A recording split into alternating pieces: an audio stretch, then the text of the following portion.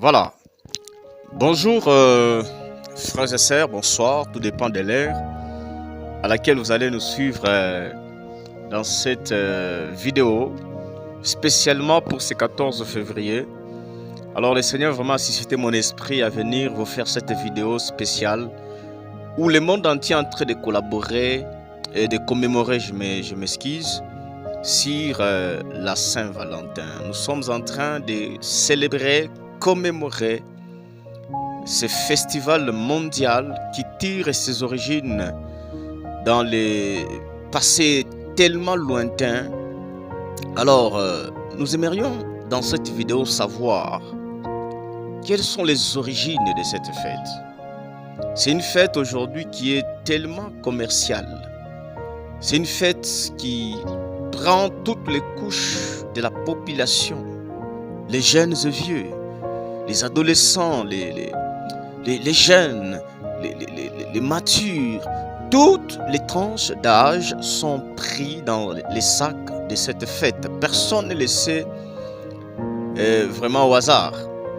Alors, nous aimerions un peu savoir. Dans cette vidéo, vous allez comprendre et entendre les origines floues, les origines troublantes de cette fête qu'on appelle la Saint-Valentin. Nous allons beaucoup plus entrer en détail, détailler certaines choses, éclairer la lanterne sur les cœurs de la Saint-Valentin. Parler sur la première personne à avoir porté le nom Saint-Valentin. C'est quoi le nom Saint-Valentin? Par rapport à l'histoire, nous allons fusionner cela avec à la lumière de la parole de Dieu pour comprendre à cette question qui est devenue troublante aujourd'hui. Est-ce normal qu'un chrétien célèbre la Saint-Valentin? Est-ce un péché ou mauvais qu'un chrétien puisse célébrer la Saint-Valentin? Alors, à la lumière de la parole de Dieu, mais aussi nous allons voyager dans l'histoire. Parce qu'aujourd'hui, nous sommes en train d'être détruits à cause de l'ignorance. Selon Osée chapitre 4, le 6e verset, mon peuple est détruit faute de connaissance. Alors, nous allons voyager dans l'histoire pour comprendre ce que cette fête est réellement. Alors, je vous convie vraiment dans cette vidéo avec l'Esprit de Dieu. Je prie que le Saint-Esprit puisse vous ouvrir l'esprit, touche votre intelligence afin que vous puissiez comprendre et que vous soyez renouvelés par le Saint-Esprit afin de prendre des décisions par rapport à ce qui se passe réellement dans ces temps. Que Dieu vous bénisse. Alors je vous convie beaucoup plus à suivre.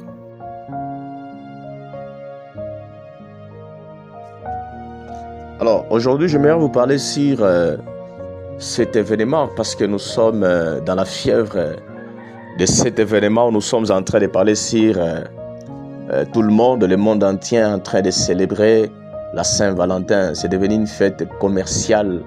On a commercialisé cette fête. C'est toutes les tranches d'âge qui sont en train de célébrer cette fête. Alors la question est de savoir, en tant que chrétiens, pouvons-nous nous identifier à cette fête? Pouvons-nous célébrer cette fête? Alors pour répondre à cette question, nous devons nous pencher, nous devons voyager dans l'histoire, nous devons consulter l'histoire. Parce qu'aujourd'hui, le monde est en train de souffrir aussi, c'est un problème de connaissance. Comme le prophète Osée l'a dit dans Osée chapitre 4, le verset 6e, « Mon peuple est détruit faute de connaissance, puisque tu as rejeté la connaissance, je te rejetterai et tu seras dépouillé de mon sacerdoce. » Écoutez, bien-aimés, Dieu est la méconnaissance ou l'ignorance. Dieu est l'ignorance. Dieu déteste l'ignorance. Aujourd'hui, nous sommes en train de mourir, c'est à cause de l'ignorance. Nous avons emporté beaucoup de choses du monde. Beaucoup de choses du monde, aujourd'hui, on est en train de célébrer en plein culte dans l'église. Des choses impures. On est en train de célébrer dans l'église, dans la présence de Dieu. Tout ça, c'est à cause de l'ignorance, à cause de la méconnaissance. Alors, le Seigneur m'a appelé ce matin, ce soir, pour venir te parler sur les origines floues de la Saint-Valentin que nous sommes en train de célébrer aujourd'hui. Vous savez, comme Noël, Pâques avec S à la fin, que tout le monde aujourd'hui est en train de célébrer dans les églises. Aujourd'hui, nous avons Halloween que nos enfants célèbrent dans des écoles. Nous avons le jour de l'an que tout le monde célèbre chaque fin d'année, les 1er de janvier, qu'on appelle bonne année. La Saint-Valentin fait partie aussi sur cette liste de fêtes païennes qu'on a importées, qu'on a transportées jusqu'à installer dans l'église. C'est très important que nous puissions connaître les origines de cette fête. C'est très important. Donc, cette fête de la Saint-Valentin, c'est une tentative de camouflage des coutumes et d'observances païennes et de l'idolâtrie qui découle d'une soi-disant christianisation. C'est ce que nous appelons aujourd'hui la christianisation. Ils appellent ça la christianisation. C'est comme la Noël. C'est selon l'origine de cette fête, c'est une fête païenne des Romains qu'on a christianisée. Donc ça veut dire qu'on a juste changé juste de nom. C'est la même chose. Une fête d'idolâtrie. Une fête où on idolâtrait des dieux et des faux dieux. Qu'on a juste changé de nom pour camoufler, pour aveugler. Vous comprenez?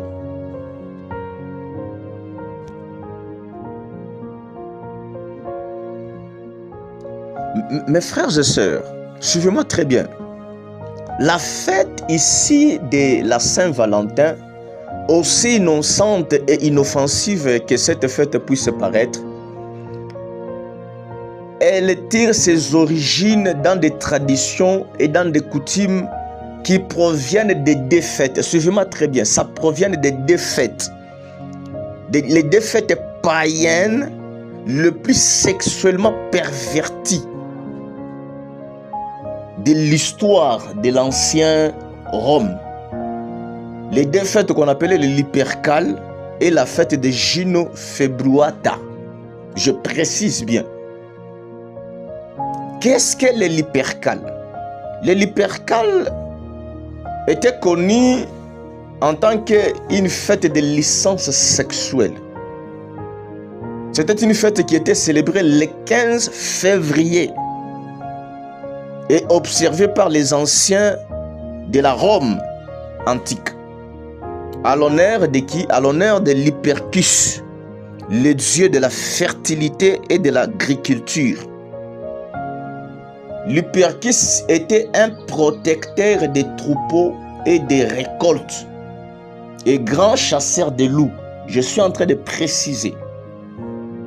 Donc, les Romains de l'époque croyaient que l'Hypercus pouvait les protéger de meutes, de loups qui dévoraient les bétails et les gens. Parce qu'à l'époque, selon une petite histoire, les loups envahissaient des champs des Romains, des quartiers, des résidences. Ils dévoraient des hommes, des gens et des bétails qu'ils étaient en train d'élever. Alors, les Romains se confiaient à l'Hypercus, un dieu de fertilité et de l'agriculture, pour chasser les loups et les protéger. Alors, pour une petite histoire aussi, il y a ce qu'on appelle les Luperques. Les Luperques, c'était des prêtres de l'Hypercus. Parce que chaque dieu a toujours un sanctuaire aussi avec des prêtres. L'Hypercus avait aussi des prêtres qu'on appelait les Luperques.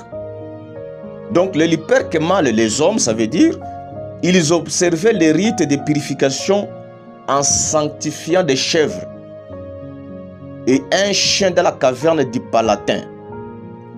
La Palatin, c'est là où les Romains croyaient que Romulus et Rémus avaient été abrités par la louve qui les avait nourris avant qu'ils ne fondent Rome. Pour une petite histoire. Les Luperques, ils étaient habillés de pagnes de peau de chèvres sacrifiées et tachées de sang de chèvres. Les Luperques parcouraient la Rome en courant. Ils frappaient les femmes avec des fébrois. C'est quoi les févriers? Les févriers, c'était des courroies faites des peaux de chèvres. Donc les animaux qu'ils tuaient là, ils s'aspergeaient les sangs et ils prenaient les peaux de chèvres, ils s'habillaient et ils faisaient aussi comme des fouets avec les mêmes peaux de chèvres.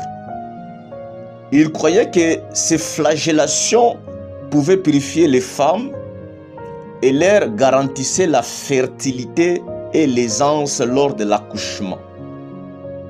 Ah, vous voyez maintenant l'histoire commence à être claire. Maintenant, pour une petite histoire aussi, parce que je dois aussi amener une petite précision afin que nous puissions bien évoluer dans cette histoire. Nous devons d'abord savoir pourquoi cette fête de l'Hypercale était célébrée le 15 février. Pourquoi le mois de février? Le mois de février, pour votre information, le mot février dérive de fébriwa, qui signifie purification. L'histoire commence à devenir intéressante. Ça signifie la purification. Alors, pour une petite précision, parce qu'aujourd'hui c'est l'histoire, je dois vraiment amener des précisions. Pour une petite histoire, le monde que nous avons aujourd'hui, mes frères et sœurs, le monde est sous l'emprise de la civilisation romaine. Je précise. Parce que même les calendriers, pour une petite histoire, par exemple, les calendriers que nous avons aujourd'hui, ce n'est pas les calendriers des Hébreux. Ce n'est pas les calendriers bibliques. C'est pourquoi dans la Bible, on nous parle les mois comme Nissan. Vous voyez, nous avons des mois de Tishri. Donc, ce n'est pas les calendriers hébreux ou hébraïques de la Bible. Ici, les calendriers que nous avons aujourd'hui, dans le monde entier, c'est les calendriers romains. Donc, chaque mois dans le calendrier romain a une signification. Parmi, il y a le mois de février qui signifie la purification.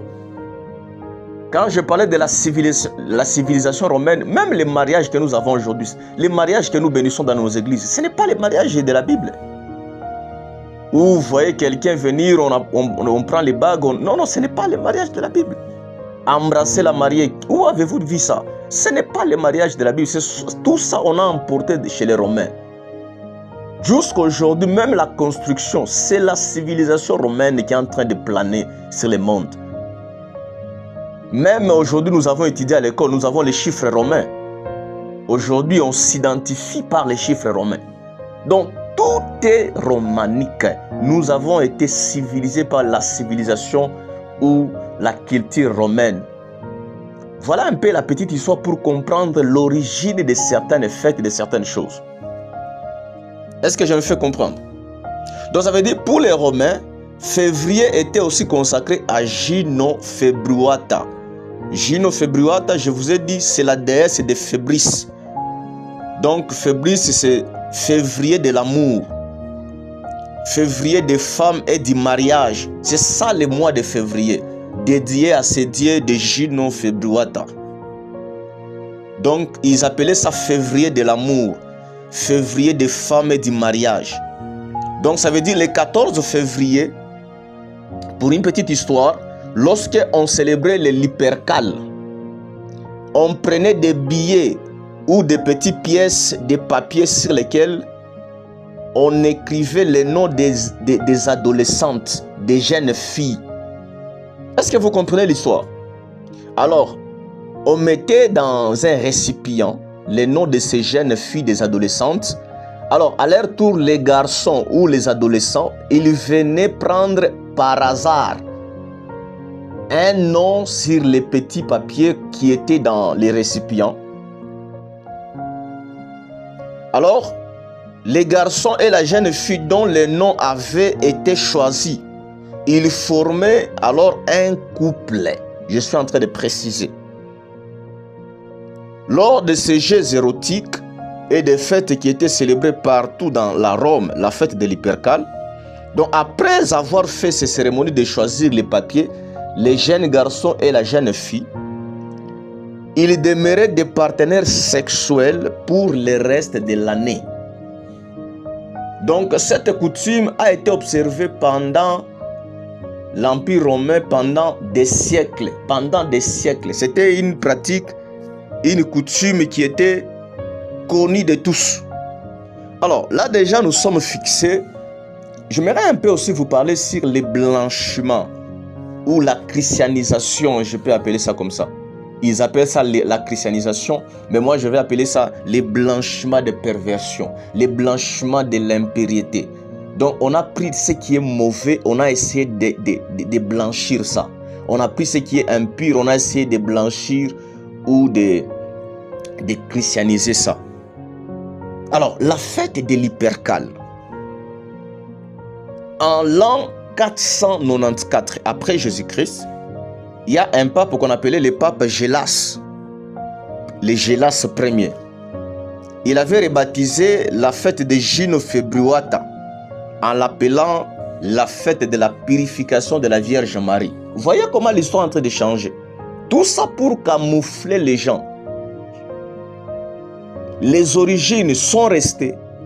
L'impact de la fête est resté, mais on a juste commencé à essayer à changer les dates et les noms. Mais les contenus étaient les mêmes. Les contenus étaient aussi les mêmes. Donc ils ont appelé ça la fête des présentations ou la fête de la présentation de Jésus au temple. Ah, ça commence à changer. Alors, du temps de Constantin, après que Constantin ait fait de la religion romaine le christianisme officiel de l'Empire romain de l'époque, en 325 après Jésus-Christ, les dirigeants romains, ils ont commencé à vouloir se débarrasser de certaines fêtes. Parce que le christianisme à l'époque de Constantin était en train de monter en puissance. Alors, ils voulaient se débarrasser de cette... Parce que le christianisme a mené un peu la pression. Parce que c'était des fêtes maléfiques. C'était des fêtes où on célébrait de faux dieux. Alors, le christianisme pesait dans la Rome, dans les royaumes. Maintenant, on voulait se débarrasser de certaines fêtes. Mais ils ont échoué de se débarrasser de certaines fêtes. Ils avaient échoué. Toutefois, les citoyens romains, ils étaient toujours très attachés. Et ce ne fut pas avant l'an 496, après Jésus-Christ, que l'église de Rome put agir sur cette fête. Alors, même l'église a échoué de se débarrasser de cette fête. Le pape Gélas, il avait changé la date au 14 février et l'appela la Saint-Valentin. Je dis bien la Saint-Valentin. C'est l'église qui a fait ça. Sous pression des politiques ou concomitamment avec la politique, ils ont changé. Ils ont juste changé de date et de nom. Mais l'Hypercale est resté. C'est le même. On a changé juste. Au lieu d'appeler l'Hypercale, mais on a mis juste le nom de la Saint-Valentin. On a juste fait la mutation des noms. Le changement des dates. On a reculé de 15 février à 14 février. On a appelé ça la Saint-Valentin. Alors, pour votre information, selon l'encyclopédie catholique, il existe minimum 3 Saint-Valentin différents. Mais selon l'histoire, il existe minimum, je précise, minimum 8 Saint-Valentin. Maintenant, j'aimerais vous poser la question, vous qui célébrez la fête de Saint-Valentin, en tant que chrétien. Là, je m'adresse aux chrétiens, pas les païens, les chrétiens. Je sais que beaucoup le font par ignorance. J'aimerais vous poser la question, vous célébrez quel Saint-Valentin? Parce que même dans l'encyclopédie catholique, il y en a 3, minimum 3. Jusqu'à maintenant, ils sont imprécis. Il y a des divergences sur le vrai Saint-Valentin ou la vraie Saint-Valentin. Vous célébrez quel Saint-Valentin? C'est une question. C'est une question. C'est une question que je vous pose. Vous célébrez quel Saint-Valentin? Alors, pour une petite histoire, je ne vais même pas m'attarder sur les prêtres Valentin qui étaient martyrisés, qui étaient morts. Hein. Alors, pour une petite histoire, je vais passer vite, je ne vais pas m'attarder sur ça, parce que même au sein des catholiques, ils n'ont pas la précision. Ils sont dans les divergences, comme je le disais tout à l'heure. Alors, il y a au moins, dans l'encyclopédie catholique, il y a au moins 3 Saint-Valentin. Tous sont des martyrs, selon les catholiques. Tous sont mentionnés dans les martyrologes, hein, à la date du 14 février. Selon l'encyclopédie catholique, l'un aurait été prêtre à Rome, l'autre évêque l'Interrama, la Terni moderne. Donc ces 2 personnes semblent avoir été martyrisées dans la deuxième moitié du IIIe siècle, selon une histoire, bien que ce n'est pas précis. Alors, ils auraient été enterrés le long de la voie flaminienne, mais à des distances différentes, hein, de la ville d'un 3e Saint-Valentin. Apparemment, lui, il a souffert en Afrique avec un certain nombre de ses compagnons. Donc, rien vraiment de précis sur ces personnes, sur ces 3 Saint-Valentin. Pour une petite précision, sachez qu'il n'y a pas une seule Valentin, il y en a plusieurs. Même les catholiques qui sont d'accord, il y en a plusieurs. Donc, il y a des biographies où nous voyons des hommes différents appelés Valentin. Ils ont été fusionnés pour obtenir un seul Saint-Valentin officiel aujourd'hui. Vous imaginez? Alors, pour camoufler ces choses, l'Église a continué toujours dans les blanchiments de cette fête. L'Église catholique, bien sûr, ils ont continué dans les blanchiments de cette fête. Or, à l'origine, les Lupercales, on mettait les noms des jeunes filles dans des papiers, et sur des papiers dans les récipients. Mais lorsqu'on a mité, on a changé les noms des Lupercales à Saint-Valentin, au lieu des noms des jeunes filles, on a commencé à utiliser désormais des noms des saints, donc les saints de l'époque, des prêtres. Ils tiraient à la fois par les garçons et les filles. Maintenant, c'était comme ça. Donc, maintenant, il était des devoirs de chaque personne d'émuler la vie du saint dont les noms avaient été puisés dans la boîte. C'était ça le jeu. Donc, on a juste commencé à essayer de changer. Vous tirez les noms du saint qu'on a mis dans les boîtes. Maintenant, vous essayez d'incarner la vie du saint. Donc, c'était comme ça. Donc, là aussi, il s'agissait encore d'une tentative de Rome pour blanchir une observance païenne à la christianisant. Or, bibliquement parlant, ça ne tient pas debout. Vous prenez quelque chose de mauvais, d'impur, vous christianisez ça. Vous liez ça à la parole de Dieu. Vous liez ça à Dieu. Dieu n'a jamais donné à l'homme l'autorité ou le pouvoir de faire des choses pareilles. C'est impossible, ce n'est pas possible. Alors,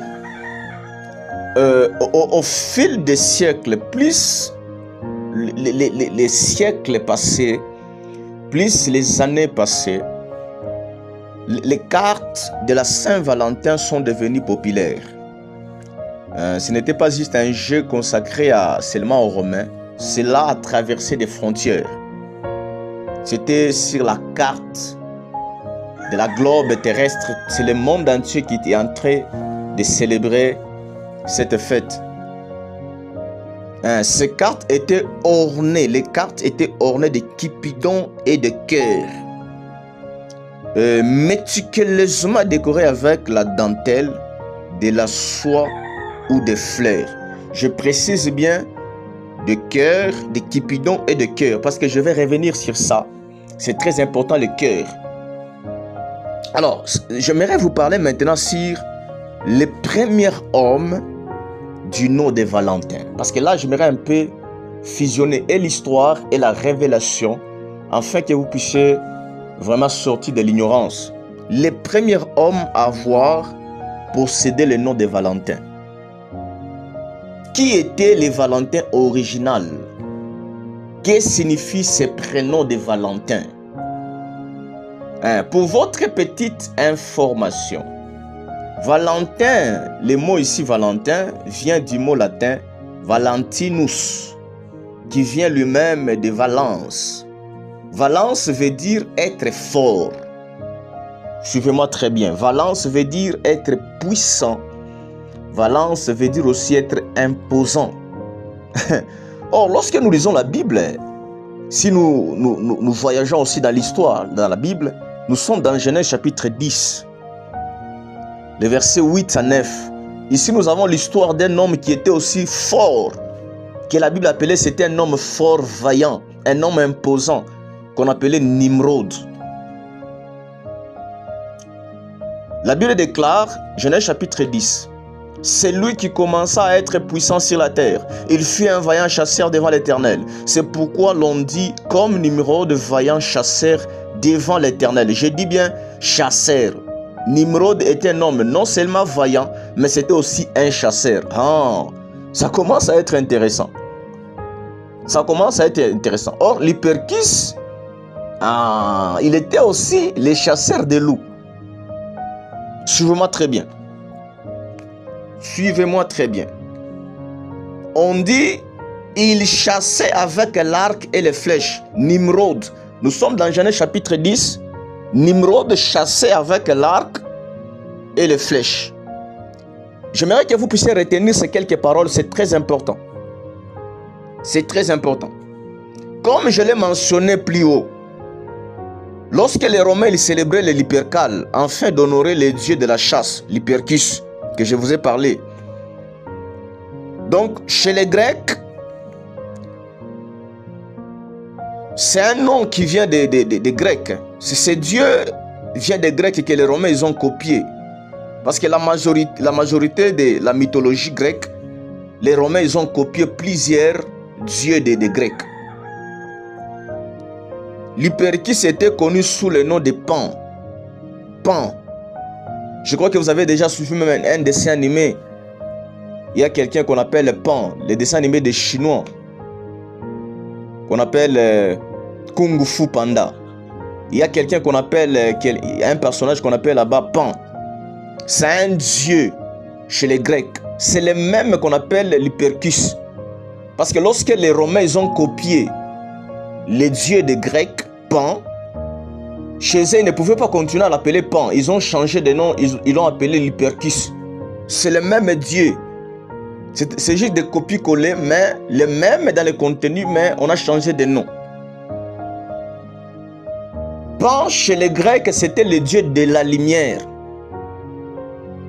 Pour une petite histoire, là nous sommes dans la Bible. Les Phéniciens, d'où viennent Jézabel, la reine Jézabel, qui avait capturé le prophète de Dieu, du temps du prophète Élie. Jézabel, pour votre information, elle n'était pas juive, elle était païenne.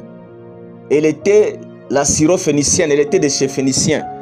Les Phéniciens adoraient les Pan, les dieux de la lumière. Les mêmes dieux sous le nom de Baal. C'est le même dieu Baal, le même dieu Pan, le même dieu l'Hyperchus. Les dieux hors Baal, c'est le dieu du soleil. Le dieu soleil. Baal était un des nombreux noms ou des titres de Nimrod. Nimrod dans Genèse chapitre 10. Un vaillant chasseur. Particulièrement, il chassait les loups. Il fut aussi le fondateur et le premier maître de Babel. Lorsque vous lisez cette histoire dans Genèse chapitre 10, versets 10 à 12. Écoutez, quand on parle de Nimrod, mes frères et sœurs, suivez-moi très bien, c'est très important cette histoire. Lorsque on parle de Nimrod, Nimrod ce n'est pas n'importe quoi. Nimrod c'est la révolte. Nimrod c'est quelqu'un qui a défié Dieu. Parce que nous connaissons tous cette histoire. Les hommes étaient en paix, ils étaient tranquilles, mais lui il s'est levé. il a voulu commencer la révolte, voulant aller jusqu'au ciel, monter une tour pour atteindre Dieu. C'est quelqu'un qui s'est opposé à Dieu, c'est quelqu'un qui s'est levé contre Dieu, c'est quelqu'un qui a défié Dieu. C'est ça Nimrod, les dieux des lumières, les chasseurs des loups. Vous comprenez ça? Vous comprenez ça? L'origine de Nimrod. Nimrod, il est à l'origine de cette religion mystérieuse qu'on appelle la Babylone. Selon la mythologie, il a été copié par les Égyptiens, les Grecs, les Romains et une multitude d'autres peuples. Plusieurs peuples du monde, ils ont copié cela. Sous des noms et des titres différents. Chez les Grecs, Pan, chez les Romains, l'Hypercus, chez d'autres, Saturne, Osiris. Nimrod est l'homme fort. C'est les vaillants chasseurs que nous sommes en train de décrire aujourd'hui dans cette vidéo. Non, les dieux des anciens. Vous comprenez? Alors, j'aimerais maintenant vous parler sur les symboles du cœur. Parce que la Saint-Valentin, il y a le cœur. Saint-Valentin sans cœur, ce n'est pas une Saint-Valentin. La Saint-Valentin, c'est le cœur. Nous avons des symboles de cœur. Aujourd'hui, dans des magasins partout, dans des shops, c'est devenu une fête commercialisée. Les gens se font de l'argent. On vend des cartes, on vend des cœurs. Alors, je vais vous parler de qu'est-ce que le symbole du cœur a à faire avec l'effet d'honorer Nimrod ou Valentin. Qu'est-ce que le cœur a à faire avec cette fête? Alors, nous allons juste essayer d'expliquer le nom Baal. Parce que nous avons démontré, selon l'histoire, bibliquement parlant aussi, d'où vient l'Hyperkis, tout ça, les bancs, les Baal. Alors, Baal, nous avons dit, signifie Seigneur ou Maître. Il est mentionné dans la Bible comme étant le Dieu des païens. Dans l'histoire, Dieu a averti son peuple de ne pas adorer ni même tolérer les voix des Baal, qu'on appelle, j'appelle aussi dans cette vidéo Nimrod. Or, lorsque nous entrons dans l'histoire, en ancien chaldéen, la langue des Babyloniens, là où les Israélites étaient déportés souvent en Babylone, on n'écrivait pas Baal avec D-A, on écrivait Baal avec A, un seul A. Or, Baal avec un seul A qui est semblable à Baal avec D-A, signifie cœur. Ça parle, ça signifie le cœur. Voilà d'où provient le symbole du cœur. Or, maintenant, je vous ai parlé de Cupidon. Je vous ai parlé de Cupidon et les noms. Je vous ai dit mentionner, mémorisez bien Cupidon et le cœur dans la Saint-Valentin. Donc ici, nous venons de voir que le cœur vient de la signification du mot de Baal. Alors, parlons aussi maintenant de Cupidon. Cupidon provient du latin Cuper. Cuper signifie désirer. Or, Cupidon était le fils de Vénus. Pour votre information, pour ceux qui ne le savent pas, Vénus, c'est la déesse des Romains de la beauté et de l'amour. Aussi connu sous le nom d'Eros chez les Grecs. Il était fils d'Aphrodite. Aujourd'hui, avec certaines séries, avec certains films, il y a certains noms de dieux qu'on cite dans des films. Épaphrodite. Aphrodite, selon le mythe, il était responsable d'avoir fécondé un grand nombre de déesses et d'êtres mortels. Donc ça veut dire que Cupidon était un archer à l'allure d'un enfant. Je crois qu'il y a des églises aujourd'hui, on nous montre, même dans des séries, dans des images, on nous montre un enfant qui est à moitié nu avec des flèches ou l'arc. Un bébé, hein, l'image d'un bébé qui semble être nu. Or, rappelez-vous, lorsque nous avons parlé de Nimrod, Nimrod était un archer. Il était un archer. Dans la mythologie grecque, Cupidon, comme pourvu d'une personnalité à la fois cruelle et enjouée, il utilisait ces flèches invisibles dont l'embout était en or pour frapper les femmes et les hommes sans méfiance. Il les faisait tomber follement amoureux. Alors, l'objectif de les frapper comme ça, il ne faisait pas cela pour leur faire bénéfice, mais pour les rendre fous de passion avec les desseins, de rendre leur vie misérable et de se moquer d'eux. Est-ce que vous comprenez bien? Vous comprenez bien cette histoire? Donc, plusieurs dieux grecs, égyptiens ou des Romains ou les Assyriens ou d'autres peuples païens que la Bible décrit, ils ont pris comme modèle Nimrod. Nimrod, c'est un personnage dans l'histoire de l'humanité, cet homme. Il a marqué l'histoire. Et plusieurs religions, plusieurs peuples, ils ont pris cet homme comme un modèle. Alors, aujourd'hui, lorsque je suis en train de vous parler de ces choses, quel est le rapport avec nous aujourd'hui? Pourquoi nous devons nous préoccuper du passé? Pourquoi nous parlons aujourd'hui de ces choses aujourd'hui en tant que chrétiens? Alors, j'aimerais vous parler sur ce que Dieu en pense, ce que Dieu en train, ou la vision de Dieu par rapport à ces choses aujourd'hui, en tant qu'enfant de Dieu. C'est très important, mes bien-aimés dans le Seigneur. Lorsque vous lisez Jérémie, chapitre 10, versets 2 à 3, voici ce que Dieu commande à son peuple en ce qui concerne les pratiques et les traditions des païens. Nous devons savoir, ce n'est pas une blague, ce n'est pas juste un jeu. Lorsqu'il y a des fêtes païennes, lorsqu'il y a des traditions, qu'est-ce que Dieu en pense par rapport aux traditions à nous, les enfants de Dieu aujourd'hui? Devons-nous nous y mêler? Quelle est la vision de Dieu par rapport à ça? Lorsque vous lisez Jérémie chapitre 10, la Bible déclare: n'imitez pas la voix des nations et ne craignez pas les signes du ciel, parce que les nations les craignent, car les coutumes des peuples ne sont que vanité.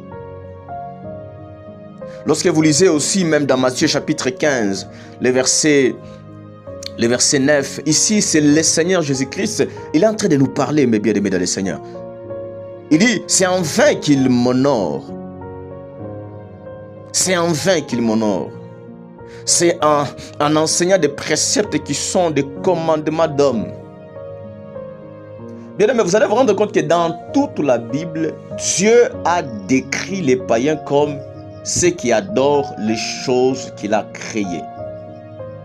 C'est une histoire qui ne font que se répéter.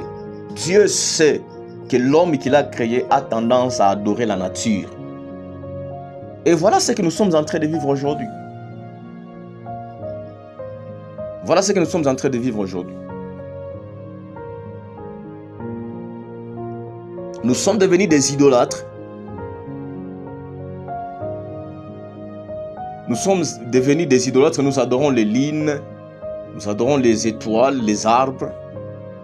Nous sommes devenus des idolâtres. Nous adorons des choses faites des mains d'hommes. Nous adorons toute autre chose, toute forme de choses que nous pouvons voir avec les yeux. Les vrais chrétiens savent que Dieu est toutes les coutumes. Les vrais chrétiens savent que Dieu déteste des traditions des hommes, des pratiques extra-bibliques. Toutes ces choses, c'est grave. Alors, est-ce qu'aujourd'hui Dieu prend au sérieux le paganisme?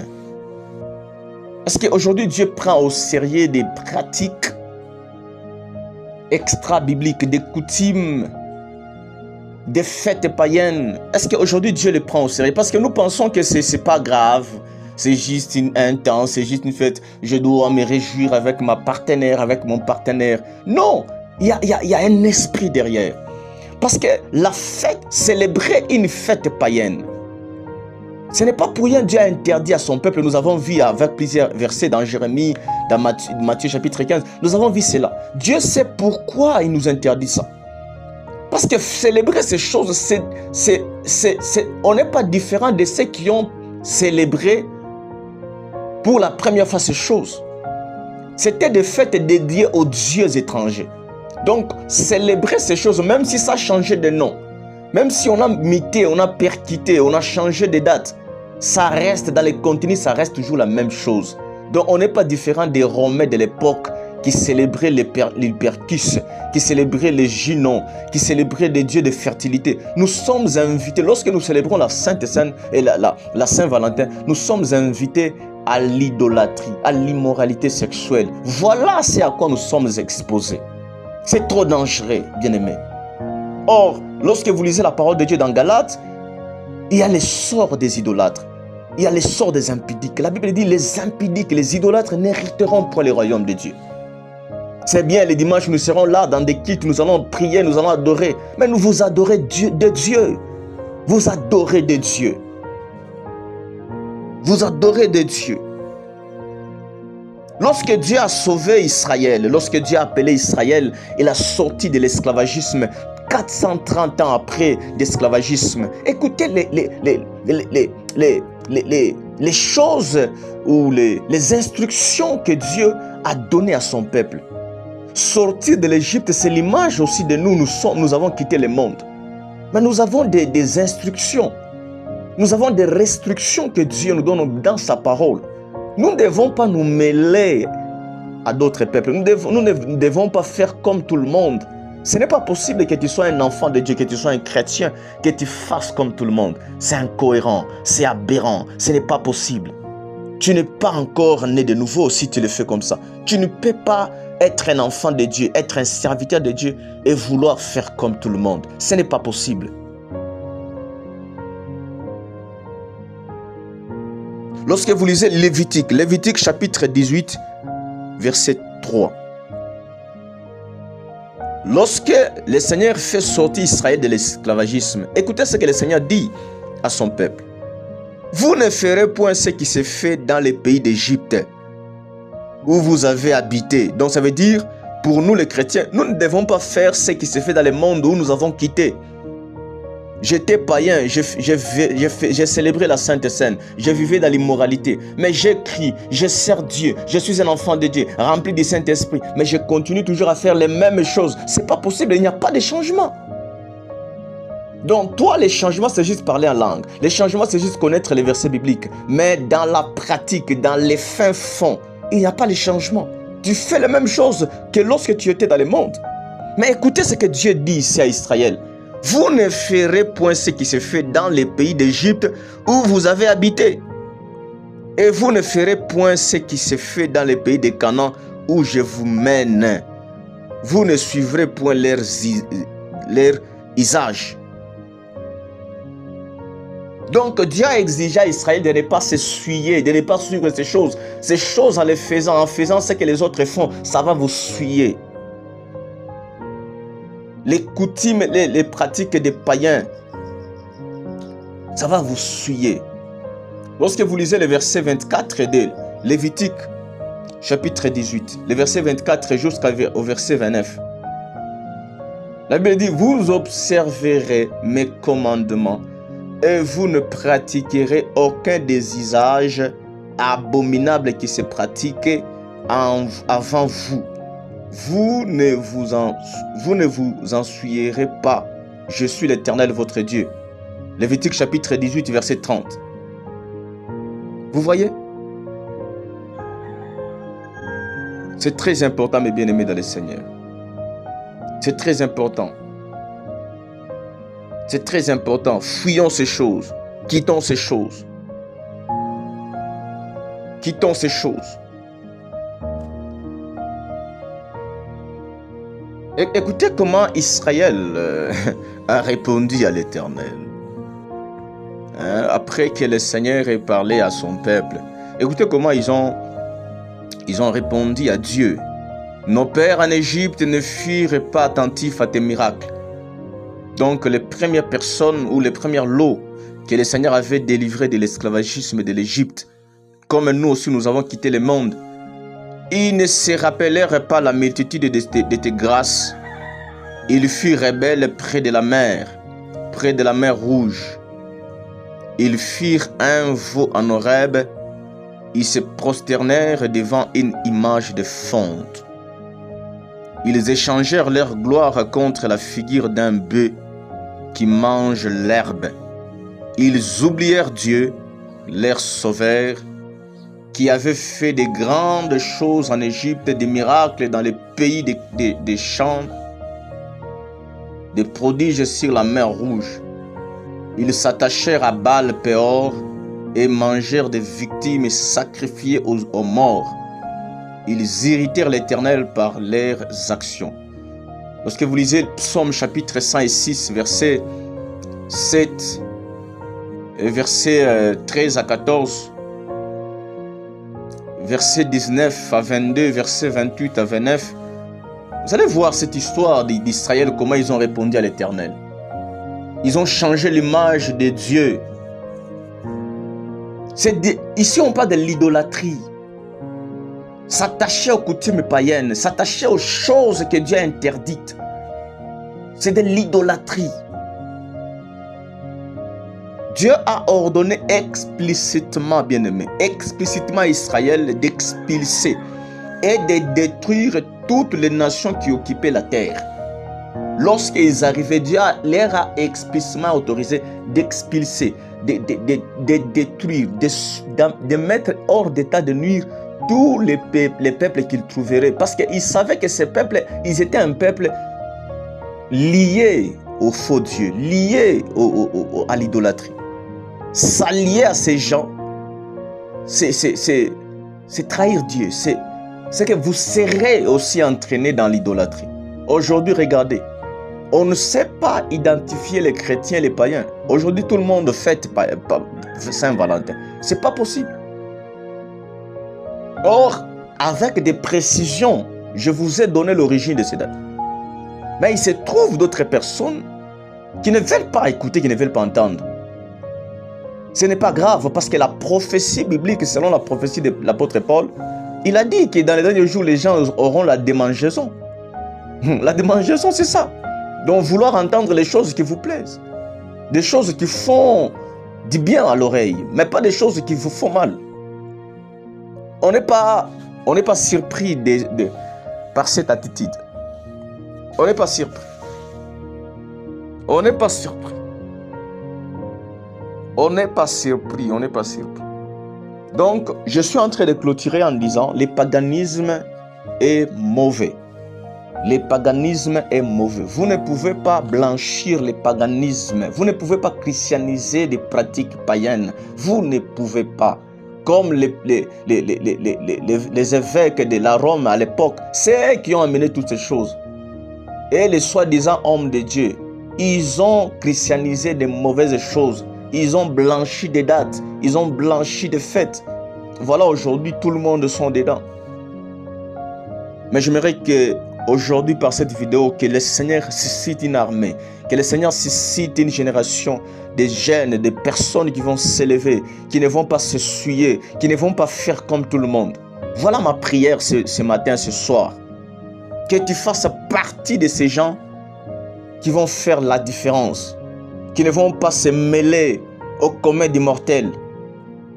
Voilà ma prière. Ce n'est pas possible de blanchir. Ce n'est pas possible de christianiser des pratiques païennes et les rendre pures. Ce n'est pas possible. Ce n'est pas possible. Ce n'est pas possible. Alors, que Dieu vous bénisse. Que Dieu vous aide, que Dieu vous enlève, que Dieu vous délivre de l'inceste, de la fornication, de l'adultère, de l'immoralité sexuelle auquel cette fête est en train d'amener plusieurs. Que Dieu vous délivre du paganisme. Je prie au nom de Jésus. Que Dieu vous délivre de toutes sortes de péchés. Que Dieu brise et détruise les liens du péché qui est en train de régner encore, de traîner encore dans votre sang. Que Dieu brise ces choses. Que Dieu brise ces choses. Au nom de Jésus. Vous savez, même quand Dieu est en train d'interdire dans Lévitique 19 et 18, Jérémie, je vous ai donné plusieurs versets, même dans Psaume 106, je vous ai donné plusieurs versets. Lorsque Dieu est en train de parler de toutes ces choses, donc nous devons noter c'est à quoi Dieu rattache ces perversions. Les perversions dont est en train de parler ici Dieu, c'est par exemple lorsque vous lisez le verset 21 de Lévitique 18. Tu ne livreras aucun de tes enfants pour les faire passer à Moloch. Moloch, c'était un dieu. Et tu ne profaneras point le nom de ton Dieu. Je suis l'Éternel. Donc, lorsqu'on parle de sacrifier tes enfants à Moloch, ici, on parle, Dieu est en train de lier ces pratiques des sacrifices à Moloch. Il les lie aux pratiques sexuelles perverses des nations païennes aux sacrifices humains. Donc, à l'époque, il y avait des parents qui offraient leurs enfants aux dieux païens, à Moloch. Ici, c'est l'histoire, ici, le Seigneur est en train de parler à Israël. Non seulement que Israël avait désobéi à Dieu, et avait embrasé de tout cœur l'immoralité sexuelle des païens, de ces gens qui sacrifiaient à Moloch des enfants, mais ils étaient encore allés plus loin. Lorsque vous lisez, la Bible dit, ils m'ont tourné le dos. Ils ne m'ont pas regardé. On les a enseignés dès le matin. Ici, je suis en train de parler de Jérémie. Jérémie chapitre 32, le verset 33 à 35. Mais ils n'ont pas écouté pour recevoir instruction. Ils ont placé leurs abominations dans la maison sur laquelle mon nom est invoqué afin de la souiller. Ils ont bâti des hauts lieux à Baal dans la vallée de Ben Hinnom pour faire passer à Moloch leurs fils et leurs filles. Ce que je ne leur avais point ordonné. Ils ne m'étaient point venus à la pensée qu'ils commettraient de telles horreurs pour faire pécher Juda. Vous imaginez? Israël a commis un péché, même Dieu était étonné, même Dieu était attristé. Ça, c'est quelle dimension de péché? Imaginez, ces abominations se sont passées il y a des siècles, avant même Jésus-Christ. Maintenant, qu'en est-il de notre époque où le mal est généralisé, où le mal est appelé bien, le bien est appelé mal, où le péché est normalisé, où aujourd'hui la sexualité est à la portée de tout le monde. Or, selon la Bible, la sexualité ne se consume, ne se conjugue que dans le cadre du mariage. Aujourd'hui, c'est devenu à la portée de tout le monde. Et les petits-enfants, toutes les tranches d'âge, aujourd'hui même des parents qui poussent des enfants à l'immoralité sexuelle. Si à l'époque Dieu était attristé, que dire de cette époque? Que dire de cette époque? Aujourd'hui, chez nos enfants, l'innocence n'existe plus. L'innocence n'existe plus. Des enfants